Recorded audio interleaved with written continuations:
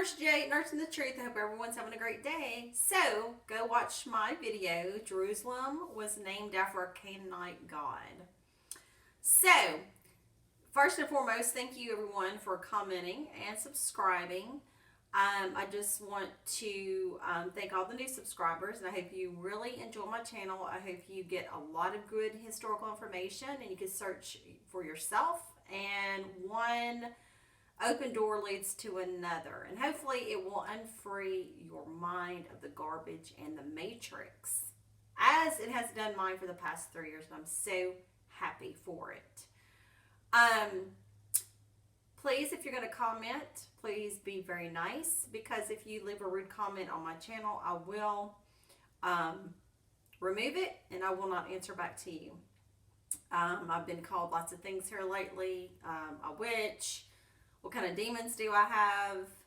I'm crazy and all this other kind of stuff. So I don't even comment to those. If you have any questions, concerns, you want me to look into something, please put that on the comment box. Please don't forget to share, like, and subscribe, and tell your friends and family about me if they really want to learn more about the truth and what is real historical facts. Not what you learn in school, that's for sure, truth seekers. So we're all in this together.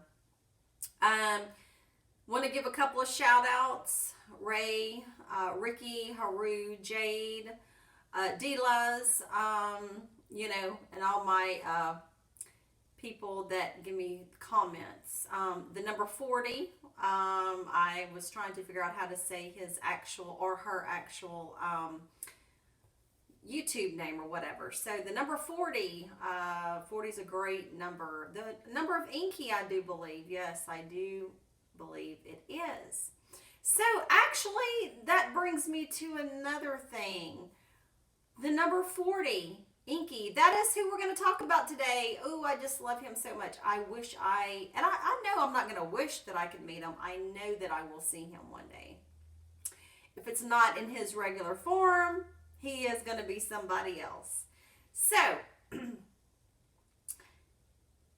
Enki and her sag. I did get someone that emailed me the other day, said he loves Enki just as much as I do, and they want me to talk more about Enki. So friend, this is for you, and I'm sorry, I have a lot on my mind, been working a lot, taking care of a lot of sick people, so I hope you like this video. So let's think about the Genesis story. Now, we know Enki is all in that, and in her sag, was talking about the Anunnaki gods, and, the creation, and, all of this stuff comes from Egypt and Babylon and Samaria and all the texts.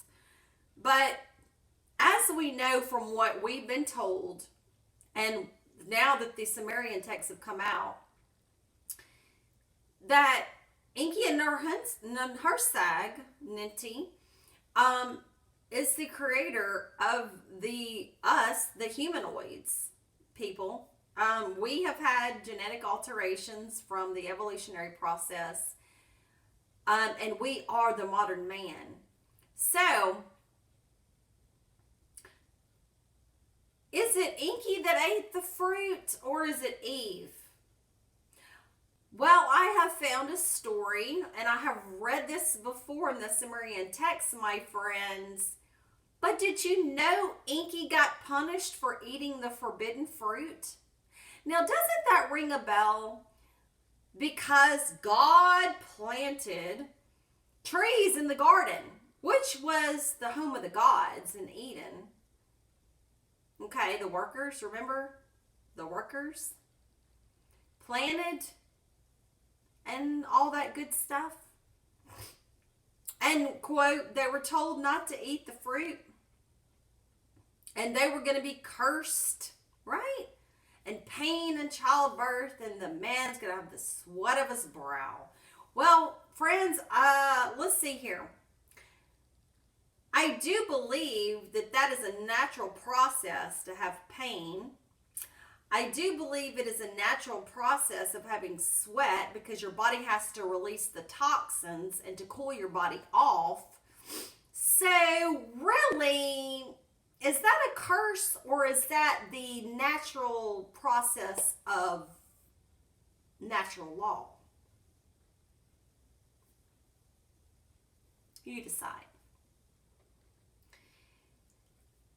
Now, Enki and Ninhursag is perhaps one of the most difficult Mesopotamian myths for the Judeo-Christian Westerners to understand because it stands as the opposite of the myth of Adam and Eve in paradise found in the Old Testament.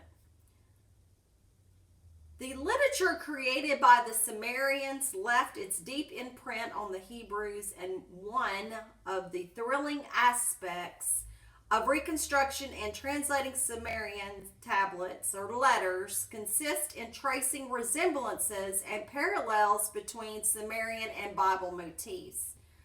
To be sure, Sumerians could not have influenced the Hebrews directly, for they had ceased to exist long before the Hebrew people or the Abaru came into existence, but there is little doubt that the Sumerians deeply influenced the Canaanites, who preceded the Hebrews in the land known as Palestine.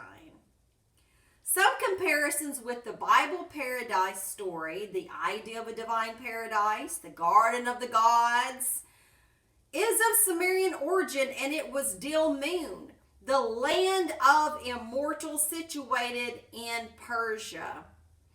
It is the same Dilmun that later the Babylonians, the Semitic people who conquered the Sumerians, located their home of the immortals.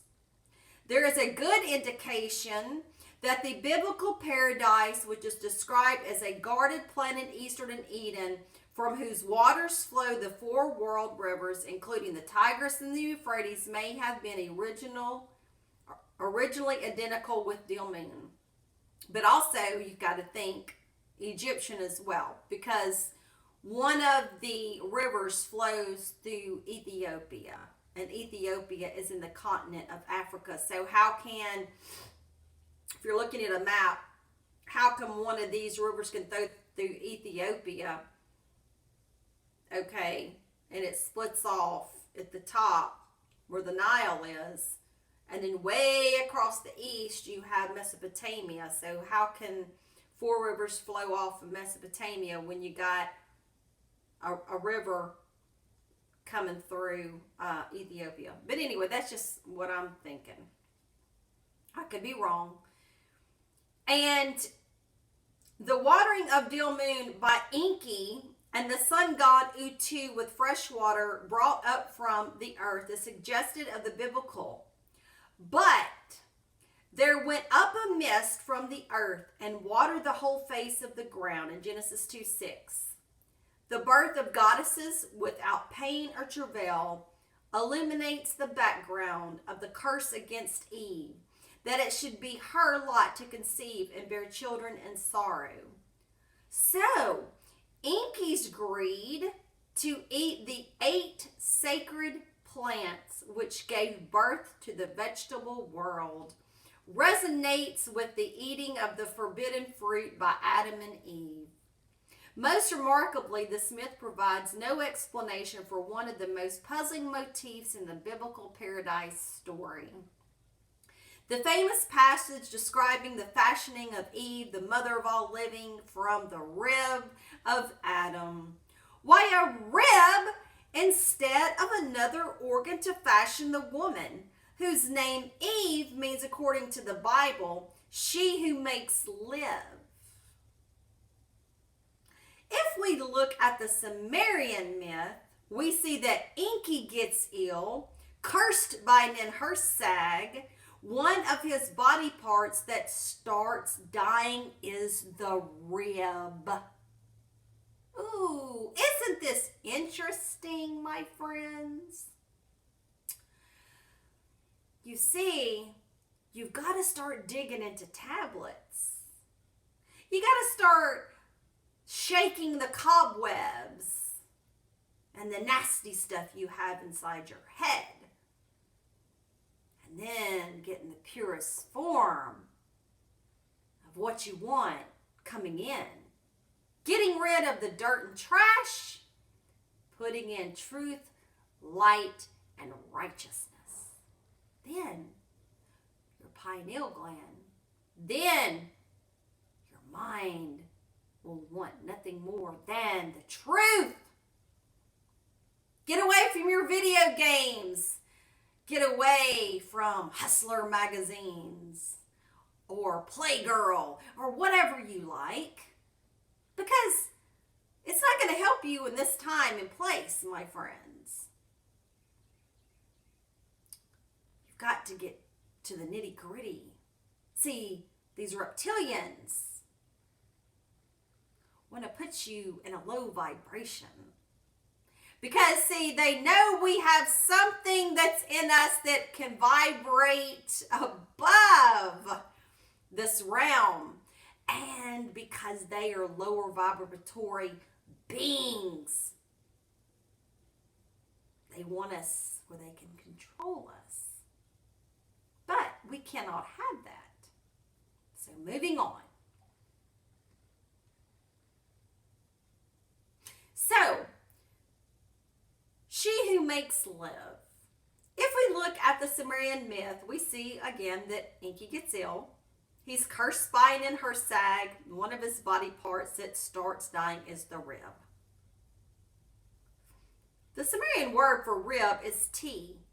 To heal each of Enki's dying body parts, Nin-Hersag gives birth to 8 goddesses.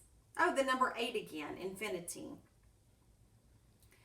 The goddesses created for the healing of Enki's rib is called Ninti, the lady of the rib. But the Sumerian word ti also means to make live. The name Ninti may therefore mean the lady who makes live as well as the lady of the rib. Thus, a very ancient literary pun was carried over and perpetrated in the Bible, but without its original meaning, because the Hebrew word for rib and that for who makes live have nothing in common. However, it is Nin-Hersag who gives her life essence to heal Enki, who is then reborn from her. Ooh, that makes me think of something else. Osiris and Isis. Could it be the situation that Enki is Osiris and Isis is Nin-Hersag? I do believe that's how it goes. And Isis used her life essence and her magic to bring Osiris back to life. And she got pregnant with Horus, the Christ. That when we die, we resurrect with a new spirit. And we go into another body, my friends. Our spirits have been with us for millions of years, eons upon eons upon eons.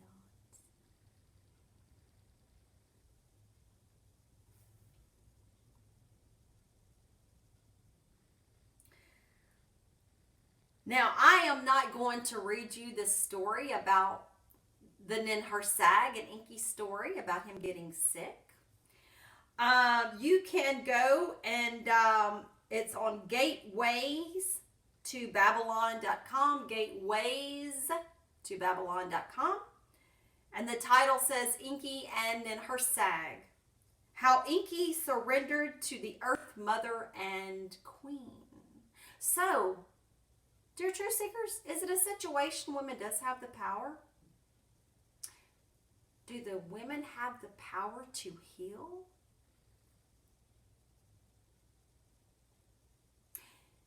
Is it the mother's touch to her children? Did Ninhursag give women something different?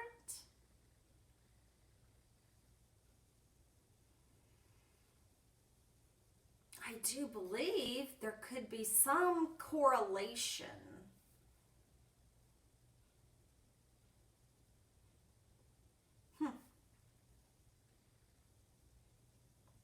Now, I'm going to read a little bit of something of the story. And I'm trying to find it.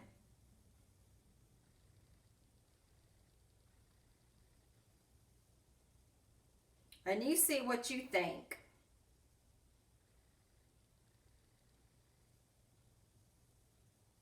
Hang on just a second. I'm finding it out. Hold on. It's kind of a long story.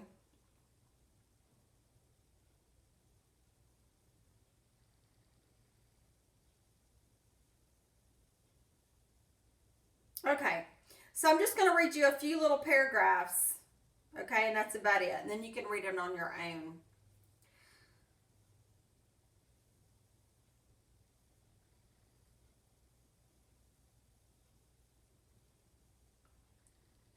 Utu immediately turned then to Ninhursag for help.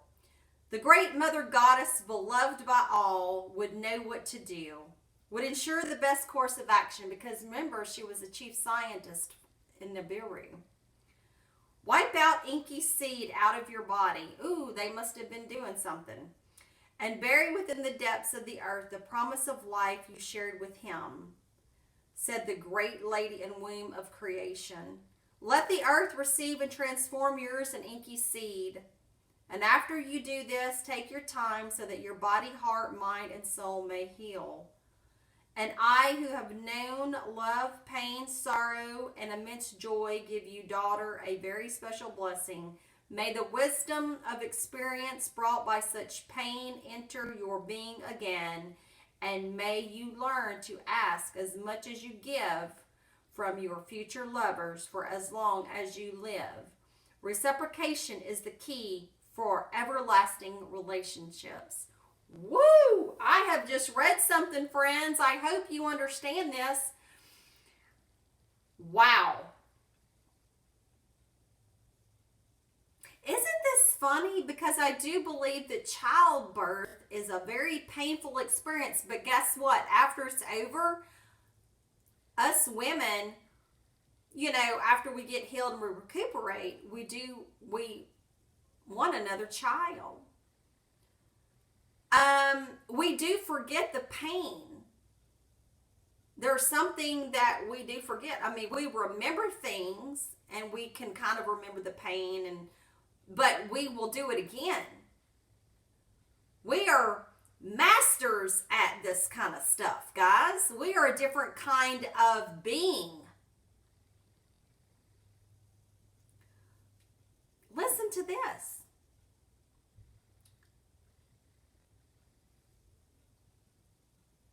As much pain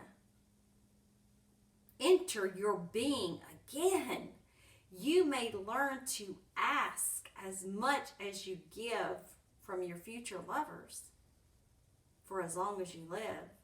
Reciprocation. So if it's reciprocation for the Anunnaki gods on Nibiru, the key for ever-loving relationships, isn't that for us as humanoids?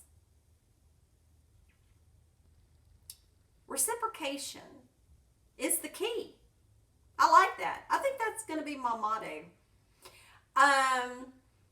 Because if your husband is doing a lot of things for you and you do a lot of things for your husband without him asking, and you're just being nice, and you know that he needs something and you need something, that's a great balance, guys. That's balance. It's the scales of Ma'at.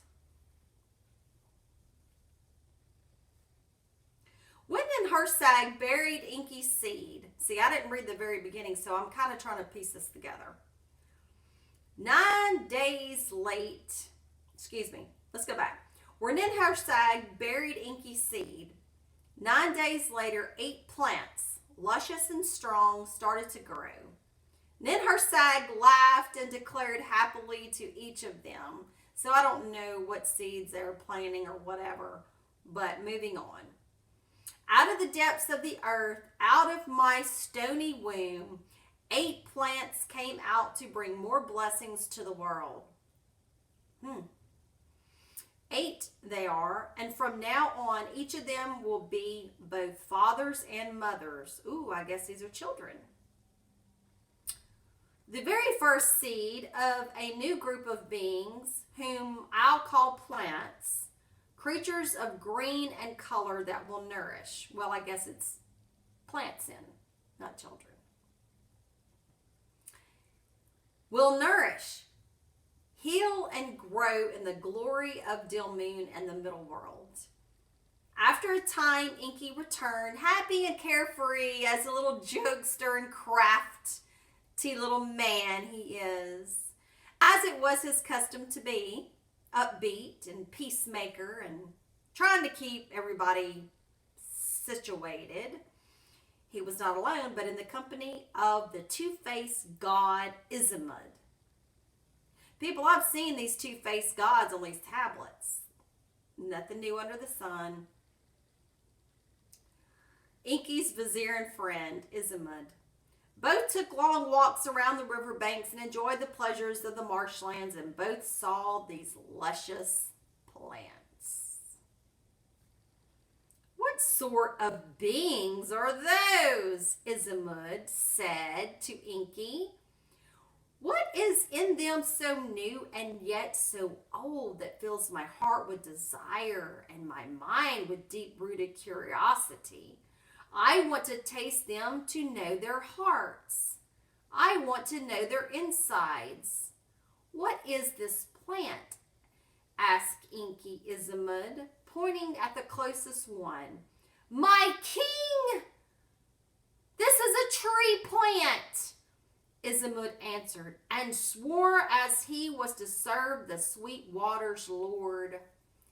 Izamud then proceeded to cut down a piece of the tree plant and passed it on to Enki, who immediately ate it with greed. The taste of the tree plant fueled even more Enki's desire to know the nature of the other 7 plants left. He asked Izamud about the nature of the 7 plants, their essence and their content. Izamud replied to all his matters questions, cutting down a sample of each and passing them on to Enki, who devoured them immediately with glee. This way, Enki got to know the hearts of the plant world.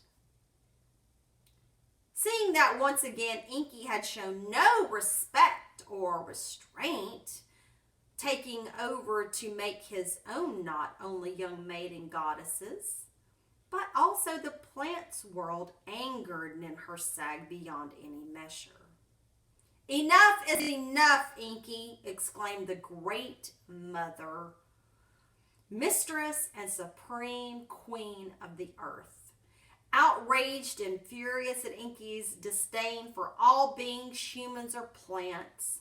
Enki, you've gone too far by taking over the heart's essence of not only young goddesses, but also by taking into yourself 8 primal samples of the plant world.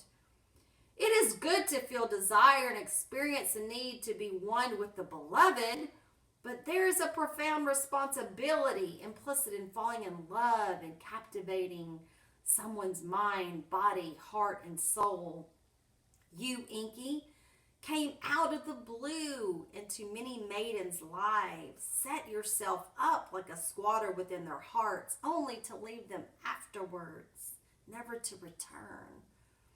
But even then, you were not satisfied in your lust to know and experience everything. So you turned to the newly created plant world. You, Enki, tasted each one of the 8 sacred plants, devouring them with greed, and you never asked, but always took without giving anything back, a sign of acknowledgement, a simple caress. To how many do you bring a little death to their spirit, to their hopes about a future with you? For all this, you deserve a mighty lesson, for it is high time that you, Enki, learn in sorrow what you did not learn in happiness.